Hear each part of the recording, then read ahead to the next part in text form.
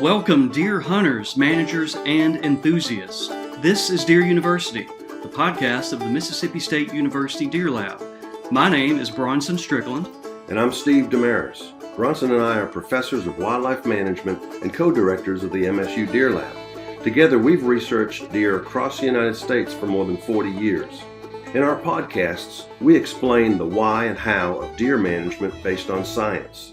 Whether it's research we've conducted or explaining research done elsewhere, we'll offer you a college course in the science of deer management. But don't let Steve scare you. This isn't going to be a review of calculus or chemistry.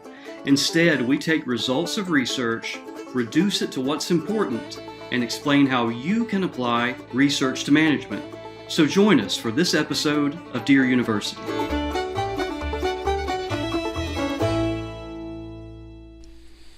Welcome back to the next episode of Deer University, and today I'm with Dr. Mick Hellickson. And Mick is not only an old friend, but an old colleague. And Mick, you have commonly said that when you hired me, you had no idea I'd ever be the best technician you'd ever hired before. You're still sticking with that? By far the best, yeah. Yeah. Easily the best, yeah. Head and shoulders. Good. Mick, we are, as you know, we're at the QDMA National Convention here in New Orleans and having a great time. And the presentation you gave 2 days ago was some work you and I did together. You did the heavy lifting and designed the study, and I was just the technician collecting data. But I was really proud to see the presentation and the results, and knowing I had some part of it years and years ago.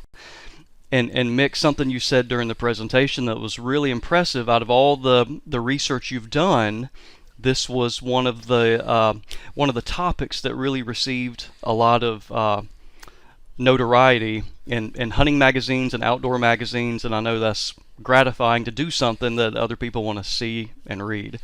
So that's generally what we're going to talk about today, is your antler rattling experiment. But if you don't mind, Mick, just let everyone know kind of what Mick Hellickson is all about, where you're from, where you went to school, and what you're doing nowadays. Okay, yeah, I'm from Iowa originally. Grew up in northern Iowa with a passion for being outdoors, hunting, fishing, trapping. I mean, squirrel season opened in September. From then until rabbit season closed in February, I was outside chasing something. And it was that passion to be outdoors that led me to choose a career in wildlife biology that I ended up having. And so I started with a bachelor's degree at Iowa State. And once I finished that, I knew that I wanted to continue my education to try to get a master's degree. And by that point in my hunting career, I was just really interested in bow hunting deer and trying to outsmart deer. I mean, that was, by then I'd hunted everything else you can hunt in Iowa with quite a bit of success, but with bow hunting whitetails, I had a hard time. I wasn't very successful. As we all do. Yeah, right. And so I was really curious to learn more about deer, and so I wanted to work on a master's degree that was related to whitetail deer, and I applied to some schools and got accepted at Texas A&I, way down south in Kingsville, Texas. So I moved there in '88 and started a master's degree, which I later finished in range and wildlife management at Texas A&I. And then while working on my master's degree, a PhD position at the University of Georgia opened up, and Dr. Charlie DeYoung, my major professor at the time for my master's, told me about this project that Larry Marchington wanted to start, but he wanted to do the study in South Texas because it was a study that involved looking at movements and behaviors of older age bucks. And there's not many places outside of South Texas where you can get a large enough sample size of older age bucks to do a study like that. So Larry knew enough to get a hold of Charlie to look for somebody in some place in Texas to do that, and so I kind of fell right into that. I didn't have the goal of getting a doctorate degree before then, but because that research project was, if you asked me what I would do on my time off, well, go radio track mature bucks. That's something I would probably do for free, right? And, exactly. And then to tie that in with getting a doctorate degree, it all worked out. And so after getting my master's degree, I got a doctorate degree from the University of Georgia. And but I've been in Texas since '88, except for the time that I lived in Georgia. and then you became you did a postdoc, I believe, for a little while after your PhD, but then you became the chief wildlife biologist for the King Ranch.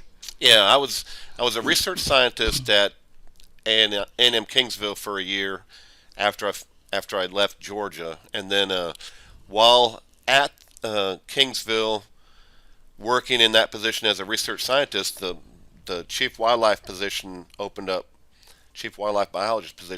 at King Ranch, and so I applied for that and got the position, and so I moved from the university into that job as the chief wildlife biologist for the King Ranch, which is 825,000 acres, privately owned by one family. You might want to say that South number Texas. again, Mick. How big is it? It's big, and it's hard to put that in perspective, but it's bigger than the state of Rhode Island. The King Ranch is 825,000. One single private land holding. Yeah, Yeah. yeah, and it spans 7 counties along the coast of South Texas. Stretches really from Corpus Christi to Raymondville to the south, to Falfurrias to the southwest. It's a big chunk of land. Yeah, a very big chunk of land.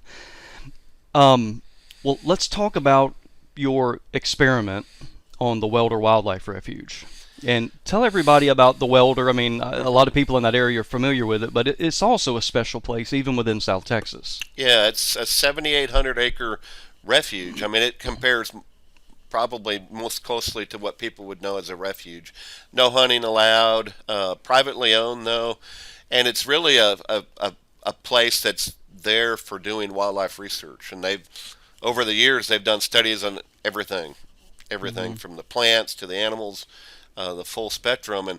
And I was lucky enough to live there for part of my work on my master's degree. And so while they're working on my master's degree, I experimented some on my own with antler rattling, which with my hunting background, I've always been really curious about antler rattling, and so I started rattling some on my own there on my time off while I was there working on my master's, and to be rattling and have a mature buck come charging you and almost end up in your lap. I mean, it's exciting, and so I wanted to be able to continue doing that, but there was always a question in the back of my mind: what type of rattling attracts the most bucks? I mean, how do you rattle? What do you do? Do you make a lot of noise? Do you not make a lot of noise? And so,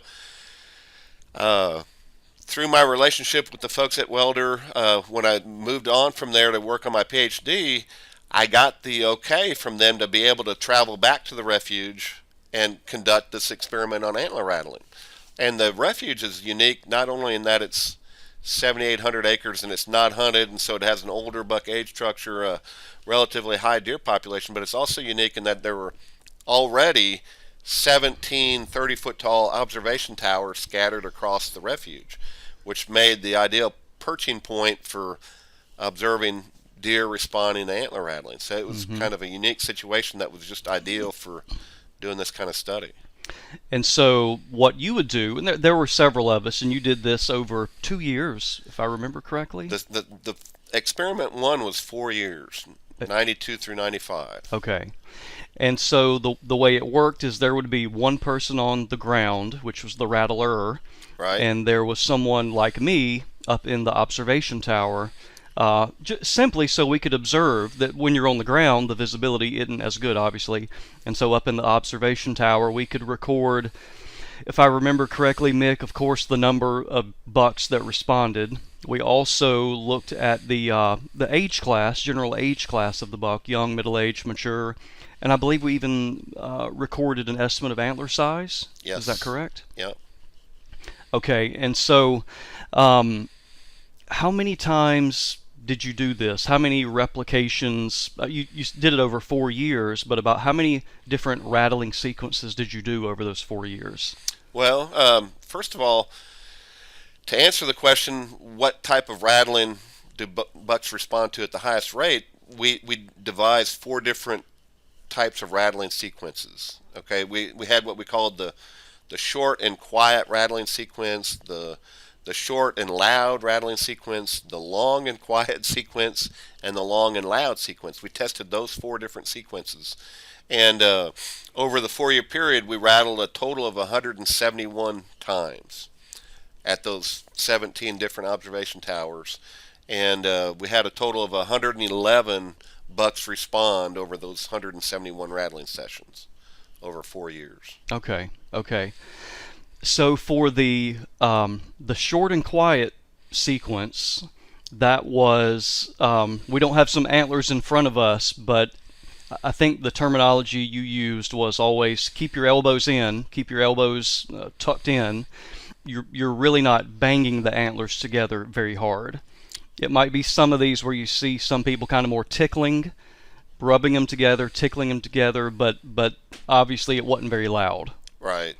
And backing up a little bit, when 2 bucks have a confrontation that involves their antlers, there's really 2 broad categories of confrontations. One is sparring, and the other is aggressive fighting.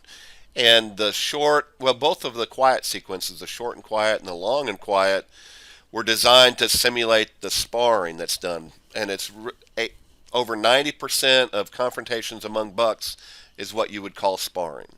And 90%? Yeah, 90% is sparring. The aggressive fighting is pretty rare. I mean, less than 10% of buck confrontations would you term aggressive fighting.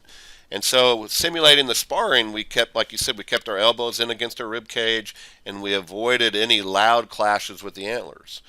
And we did a lot of the antler tine tickling that you mentioned too. That was part of it. Whereas in contrast to that were the 2 loud sequences, the short and loud and the long and loud.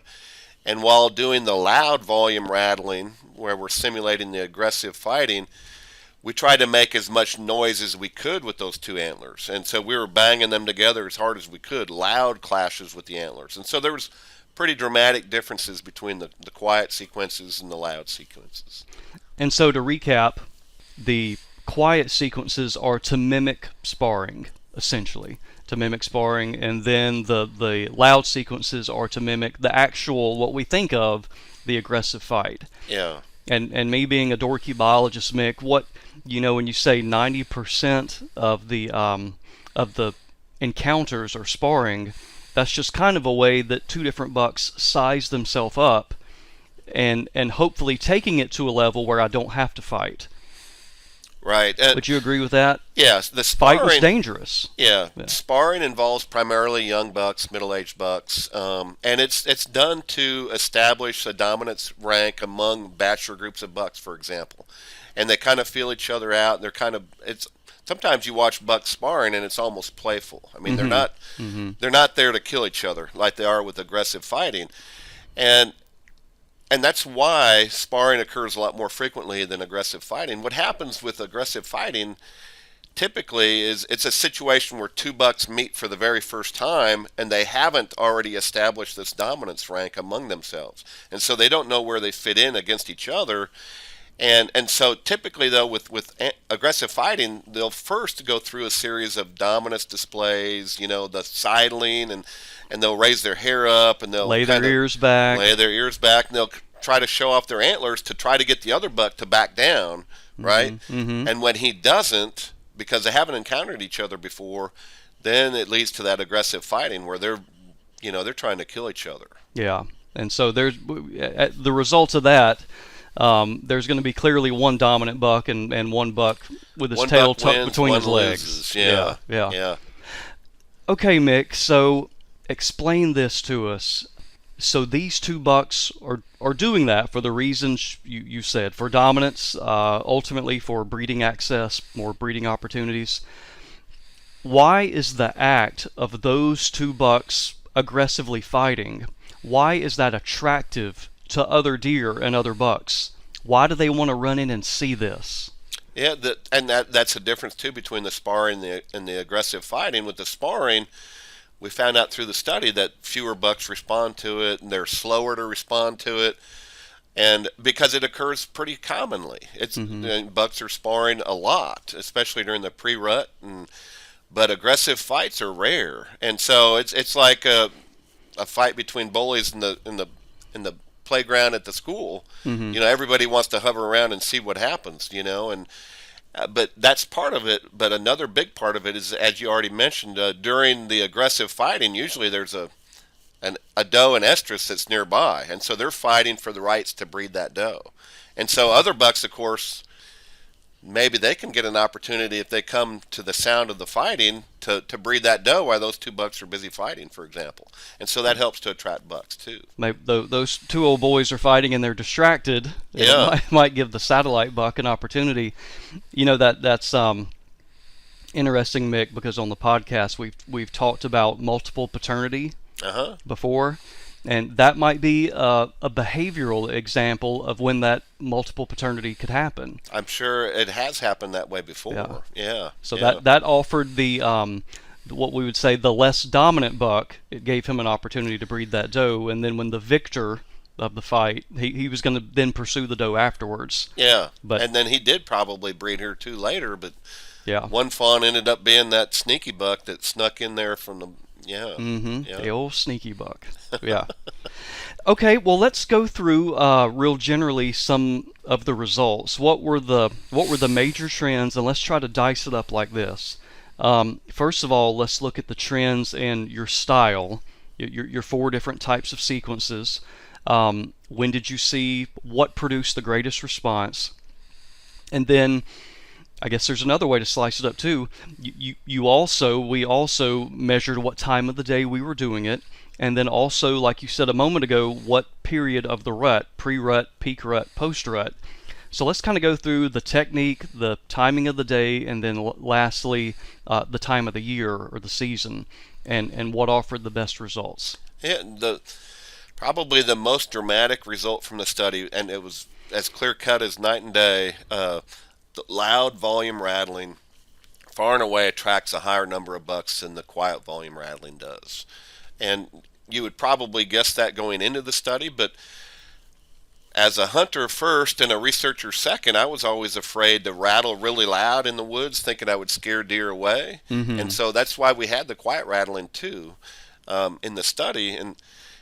But loud rattling is the way to go. I mean, the bottom line of the study, the end result was loud rattling. Make as much natural noise as you can with the antlers, the more bucks respond. And obviously, the louder volume rattling, more bucks in the neighborhood hear the rattling, so there's a bigger audience that can potentially respond to the rattling. That's one of the factors with the higher response with the loud volume rattling. But also, and because we looked at the rattling in 3 different segments, there was each session was 30 minutes long, right? And the 2 short sequences involved 1 minute of rattling, followed by 9 minutes of silence, and then that was repeated 2 more times over the remaining 20 minutes. So we had a total of 3 minutes of rattling on the 2 short sequences. The long sequences, we had 3 minutes of rattling, followed by 7 minutes of silence during that first 10-minute segment, and that was repeated 2 more times. We ended up with 9 minutes of actual rattling during the long sequences. And, of course, that was another big question, is how long do you rattle, right? And so we were trying to address that with the experiment, too. But so the loud volume, more bucks hear it, but they also responded quicker to the loud sequences than they did the quiet sequences, right? The majority of the bucks that responded to the loud volume rattling came within the first 10 minutes of the rattling. But because of what you said earlier, you're mimicking an aggressive fight, and that ultimate goal of that aggressive fight typically is there's an estrus female nearby. Yeah. So if you're going to get in the game, you better get there quick. Right. Is that what you surmise? Looking at it in hindsight, and it all makes perfect sense, looking at it in hindsight. And sparring's a lot more common. These bucks are hearing sparring probably every day during the breeding season, and so they're less apt to respond to it, and they're slower to respond to it. Yeah. But aggressive fighting, that's rare. Let's get over there and see what the action is, see what's going on, and maybe there's a doe there. Yeah. So they respond quicker and in higher numbers to the loud rattling. So 2 points there. And I remember over the years collecting these data, what we're talking about there is kind of what you said earlier. There's this more simplistic explanation Well, yeah, they respond to the louder stuff because more deer can hear it. Right. But that's only part of the equation. The other is what that loud noise represents is truly an aggressive encounter, with the stakes being potentially a breeding opportunity. Yep. So greater response because of that. Yep. And it's something that happens a lot less commonly. And than it's the less sparring. common. Yeah. So let's go see what's going on. Okay. What about now? A lot of people probably do this in the middle of the day. I know I have been, I've had this thought process before of, okay, it's daybreak. We're in the crepuscular time of day. The sun's coming up. The sun's going down. Deer activity is typically greatest during that time. I'm always a little concerned I'm going to scare deer away. Right. And so I don't know if I really want to rattle right here during the peak time, but maybe by 10 a.m. or 11 a.m., I might try to rattle then. What results did you see throughout the day in terms of when deer responded best? Yeah, as you mentioned, we were rattling throughout the day. We had just as many rattling sessions occurred during morning as during midday as during afternoon. But we got a lot fewer buck responses during the middle of the day. Of those 3 time frames, the morning sessions had the highest buck response, followed by the afternoon sessions, and last was the midday rattling. And it's funny what you said about your own perspective about maybe not wanting to rattle first thing in the morning because you might scare deer. Instead, let's wait and do it middle of the day when, and really, for hunters out there, the bottom line is that's the opposite of what you should do. You should rattle first thing in the morning when bucks are already naturally more active. They're more likely to respond to the rattling. And we learned from the second part of the study where we rattled to specific radio collared bucks. And in one instance, we rattled to the same buck 4 different times. All 4 times he came into the rattling. So he didn't learn to avoid responding to rattling. That combined with what we learned in experiment 1 about the loud rattling, being the key. From that point on, I learned, have confidence in your antler rattling, know that it works, and do it as loud as you can, and do it when deer are on their feet and active is the best time to do it.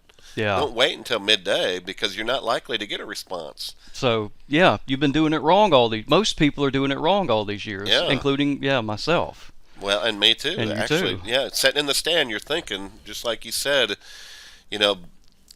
I probably don't want to rattle first thing in the morning because I'm going to scare deer. And I don't want to attract attention to myself either. Yeah. Yeah.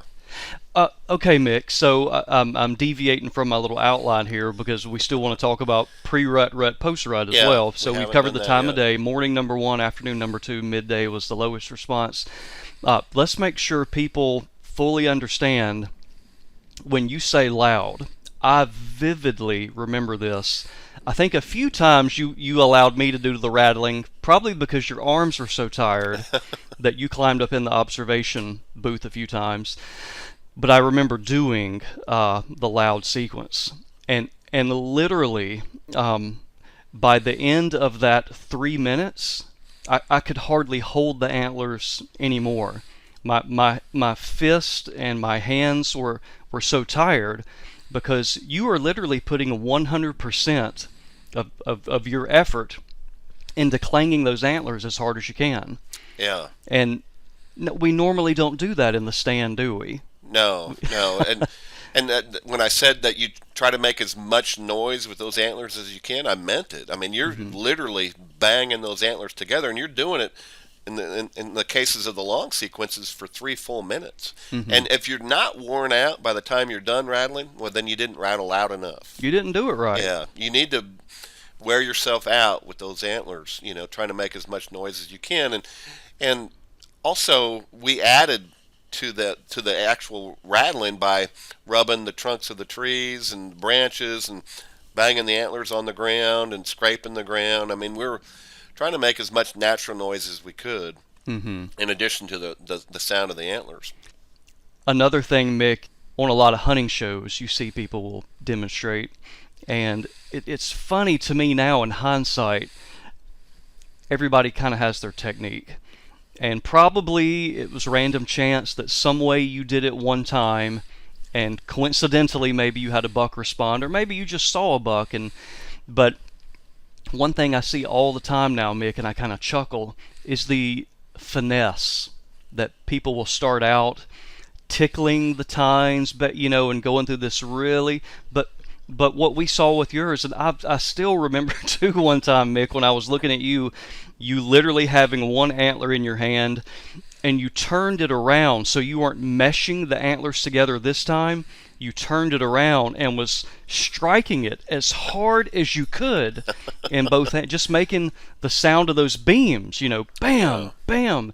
And I also remember one time, Mick, when I was filming for you, we had, every possible instance of deer responding. So some literally would run in and just about run the person over that was rattling. And you had some that were just inquisitive, would come in and take a little peek, and walk off. But I remember one instance, Mick, and remember in that landscape, I mean, I could see for 500 yards. And that, we're in brush country type environment there. And so with binoculars, you could see forever. And you were rattling, and I was looking at this buck literally probably at least 300 yards away, and he could hear you. And evidently the wind wasn't blowing very hard at that time, which it commonly does down there, but he heard you.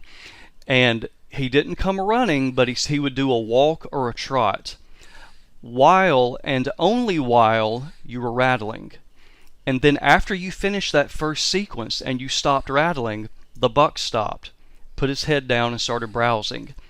Those 7 minutes went by, and then you rattled again. He lifted his head up and came, closed another 100 yards. You stopped rattling. So there's every kind of response, and I guess for a hunter up in the stand, it's not always going to be immediate. Right. It's not going to be a minute of rattling and you've got 3 bucks at the bottom of your tree. Yeah. Maybe 10 or 15 minutes later. Yeah, for the hunter, and you talked about these people that think there's a really special way to rattle antlers. There's, like you said, there's no special way other than to make as much noise as you can with the antlers. And sometimes you'll have bucks respond, sometimes you won't. But I think it's key from a hunter perspective to have confidence in it. And so do it, and that goes back to what time of day do you do it? Well, if you have confidence in it, then you're going to do it first thing in the morning and believe in it, believe that you're going to get bucks to respond, and then you're more alert, you're more focused, you're scanning the landscape, if you believe in it to begin with.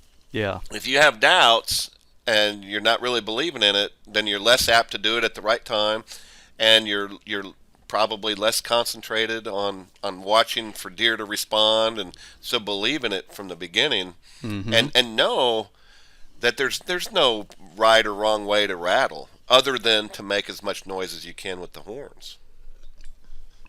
Mick, yeah, you just committed horns, the sin. Yeah, I did. He means antlers. Yes. Okay, so now let's talk about pre-rut, rut, post-rut.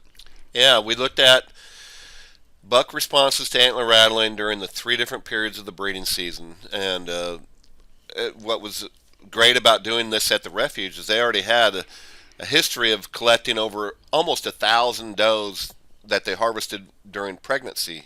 And so they were able to really figure out when the peak of the breeding season was for the refuge, right? And it was November 22nd.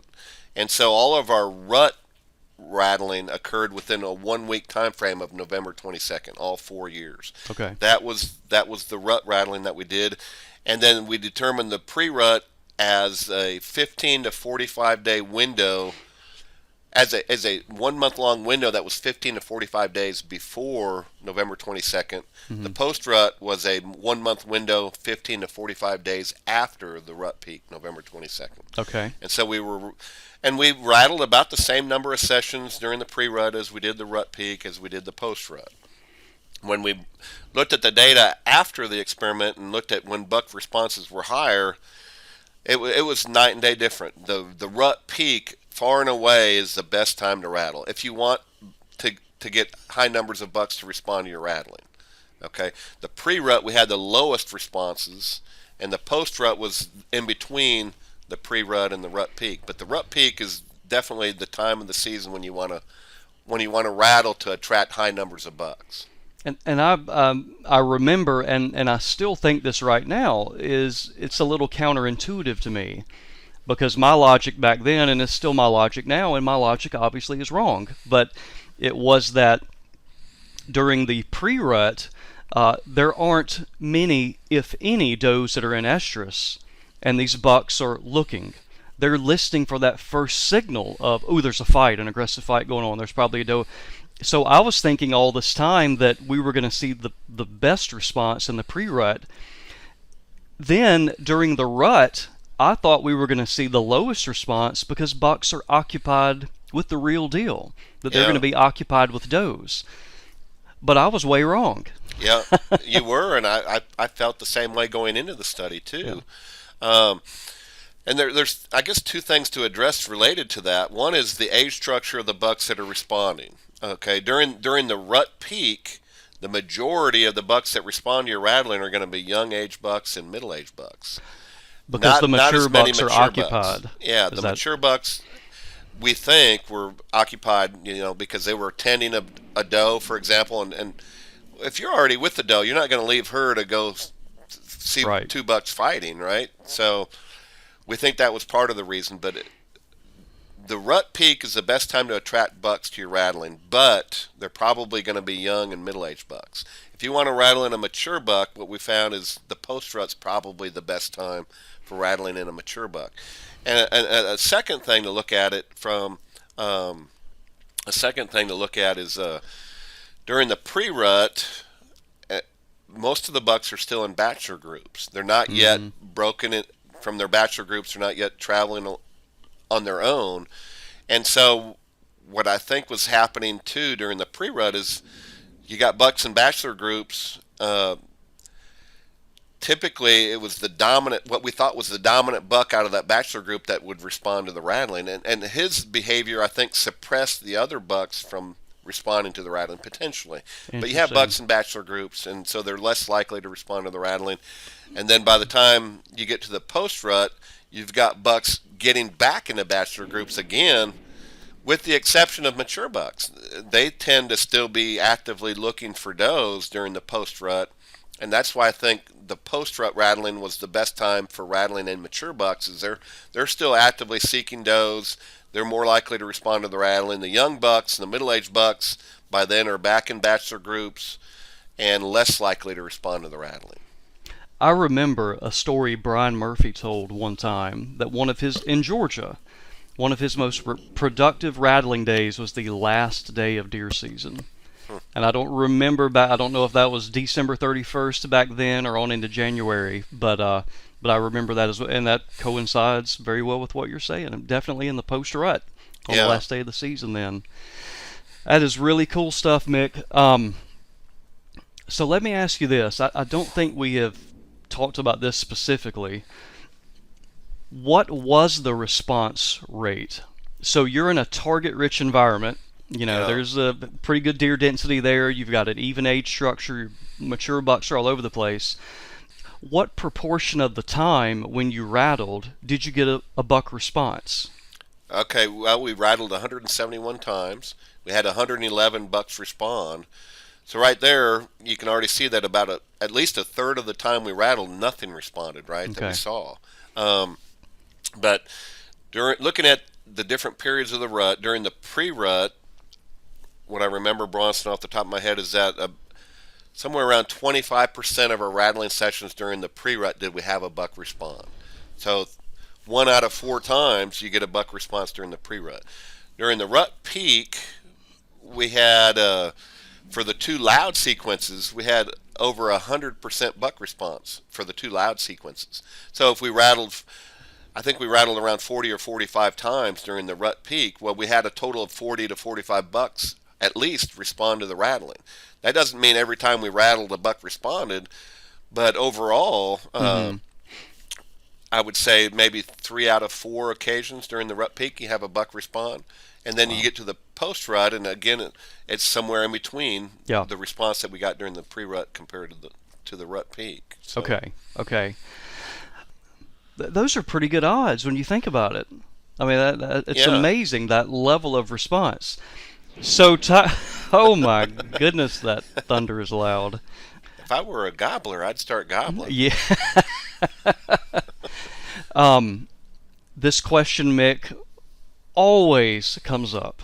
Always, always, always, every single time you give this presentation. Yeah, rattling works in South Texas, but it doesn't work where I hunt. Not going to work in Alabama. Not going to work in I hear Georgia. that Not going to all work the in North Carolina. Let's dissect that. Yeah. Okay, so from all, and this is really, really cool, Mick, because you've lived in Georgia, you currently live in South Texas, you're from Iowa, and you continue to hunt all over the U.S. So the question for you is, if you hunted in Georgia, would you rattle? Absolutely. In Iowa, in Kansas, Absolutely. in wherever? Yep. Okay. The key isn't necessarily where you live, because rattling works everywhere, I promise you. It works from Canada to Mexico. It works from, as far west as deer occur, whitetails occur, all the way to the East Coast. It works everywhere in between. Guaranteed. It works. The key is rattling where you have a relatively high density of deer, where you have a relatively balanced buck-doe ratio. Two does or fewer per buck is ideal, and where you have a balanced buck age structure, right?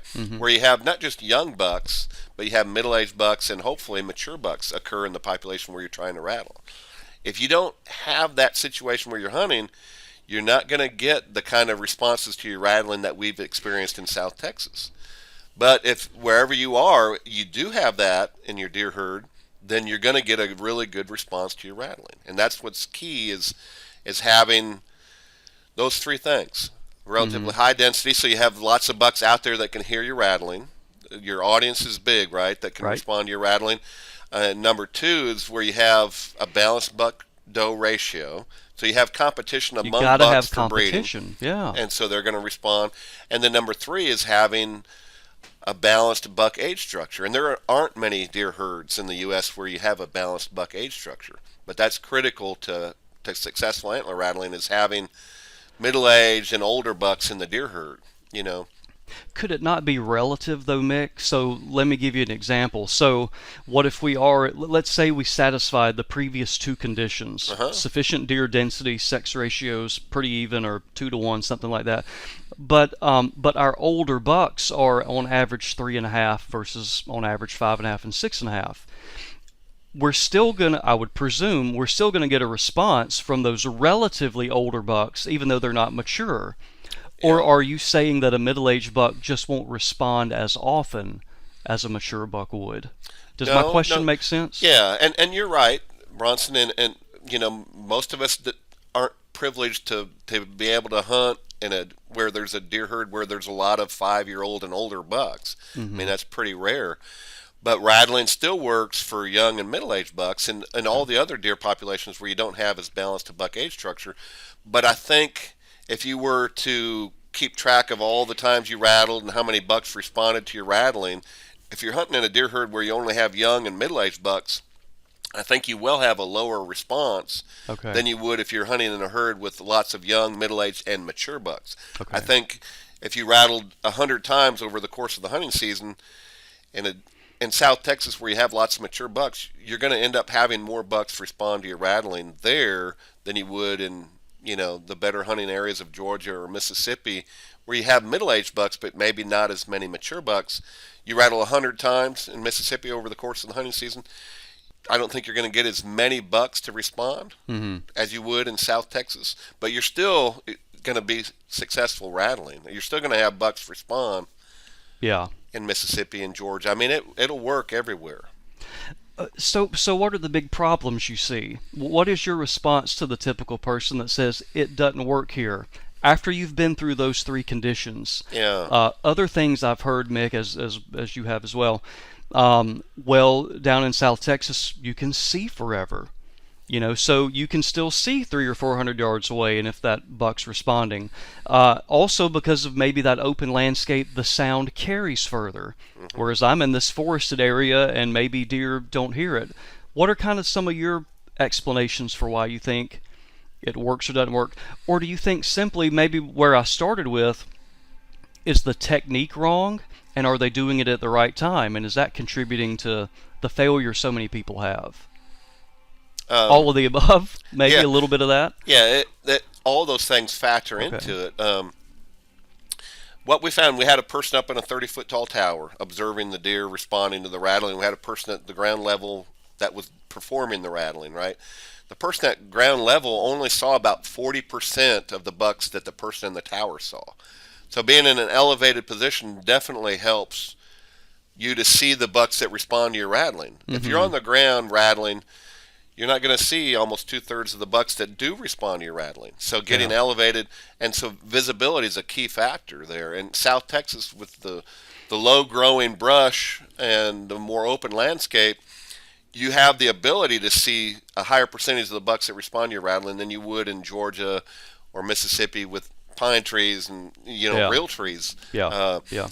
So you may be your rattling may be as effective, but you're just seeing a lower percentage of the bucks that respond to your rattling. You just can't detect as Right. readily the response. And we addressed that some with experiment 2, where we rattled to radio collared bucks. I mean, we went out purposely to rattle to an individual buck that was wearing a radio collar, and then to monitor his response based on the telemetry. And we learned that most of those bucks respond, even though we weren't seeing them, we were hearing them through the telemetry and knowing that they were responding. And I think that happens everywhere. You're gonna have bucks respond to your rattling that you don't have a clue are responding, because you don't see them and you don't know that they're responding. Excellent. And then another point, I touched on it earlier, is having confidence in what you're doing. And if you believe in the rattling, it's a critical issue to believe in what you're doing and that it's going to be successful, and it happens, it works, and so you're alert, you're looking more, and you're more apt to see the bucks that respond by believing in what you're doing. Yeah. Yeah. It's what I've done too before, Mick, is sometimes when you're on the stand and it's whatever, November, December, you get cold. That's one way I warm myself up as well, because if you're doing it right, you may have to take your coat off when you're done. That's right. You exert so much energy in doing it right. Well, Mick, this also begs the question of visibility. So if you're in an elevated place, you can see better. Is it okay to rattle from that elevated position? So is it okay to rattle from the stand, or is the deer going to be able to figure out that sound is coming from 25 foot up a tree and not on the ground? Have you ever seen any issue with rattling from the stand? I would definitely rattle from a tree stand, Bronson, because that's the only option you have when you're hunting by yourself. But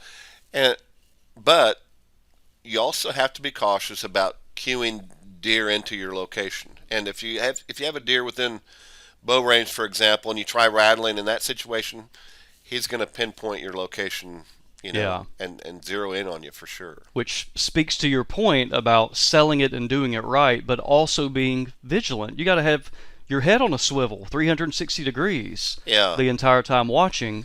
Or if he slips in behind you and you don't know it and rattle, then you're busted. Yeah, and I take my antlers with me everywhere I go. If I'm hunting a post rut in Iowa during the shotgun season, the rut happened a month earlier. It's not the best time to rattle, but I always have my antlers with me, because sometimes you'll spot a buck in the distance, and you'll know he's not going to come anywhere near you unless you do something to attract him to you. And having those antlers there maybe you can pull him away from where he's going and get him to come to you with rattling. What about, do you add a grunt tube or grunt call when you're rattling as well? Yeah, we try. Again, it goes back to making as much natural sound as you can, and the grunting is a natural sound that deer make, especially with two bucks about to have a confrontation. They do lots of grunting, and so that's a part of the rattling for sure. Or by itself, grunting from a tree stand. Lots of hunters, successful hunters, use the grunt tube and are able to grunt in bucks with the grunt tube. But yeah, definitely. Do you have, just to give some people advice on that, do you have a particular number of times, a sequence? Is there anything special about grunting that you find? And this goes back to the antler rattling. I think people get caught up in the details of rattling, whether you hit the antlers this way or that way, or tickle the tines this way or that way. And I caution people not to get caught up in the detail of it. And I think it's true with the grunt tube too. There's wrong ways to blow a grunt tube for sure. You don't want to sit on the stand and just continually be blowing the grunt tube, right? I mean, we all know that. Right. But I don't think there's a specific way to blow a grunt tube that's better than another way. Okay. Other than blow it 2 or 3 times and then let it rest for a while and then, pick it back up and use it again. Okay. Otherwise, beyond that, I think people worry too much about the details and they lose sight that, Yeah. yeah. Well, Mick, I think we're close to wrapping it up here. Let's emphasize a few more points. Peak rut, you saw the greatest response of bucks. Right. Post rut, you saw the best response of mature bucks. Right. So hunters knowing when the peak of their rut is, and most every hunter can, if they don't already know, they can go through their state wildlife agency and find out when the rut times are in their area. The best time to rattle is when you don't want to rattle, because you're thinking you're going to mess up the pristine hunting environment you've made, and you don't want anybody to know you're up in the stand. That is the precise time you need to be rattling. Yeah. Right when the sun is coming up and you can start seeing deer, you need to start rattling. And then you're always going to have a better response in a target-rich environment. So you're always going to have a better response where you have more mature bucks, and the sex ratio as well. Absolutely fascinating, Mick. Good stuff. Thank you for speaking on the podcast, and I'm really proud to have played some small role into making you famous. With all Well, thank you, Bronson. It has been really cool stuff. Okay, Mick. Well, thank you so very much. It was great seeing you. It's been way too many years since we've been able to catch up, so it was great seeing you, and I have no doubt in my mind that there's going to be a lot of people that find this information really, really interesting, and it's probably going to be really useful for them this fall when they're hunting. So thanks again. Yeah, you're more than welcome, Bronson. It's great to catch up, and thank you for being a part of the research yourself, and a lot of memories. A lot of good memories, that's right. Okay, thanks everyone, and we'll see you next time on Deer University. We're glad you joined us today and hope you learned something valuable about deer management. If you have questions about this podcast or a question about a topic we haven't discussed, please log on to msudeerlab.com, click on the Deer University tab, and send us your questions. We'll get to them as soon as possible. In closing, we want to thank our employers, the Mississippi State University Extension Service and the Forest and Wildlife Research Center. We also want to thank the St. John and Dudley Hutchinson families for their endowments that support deer research and education.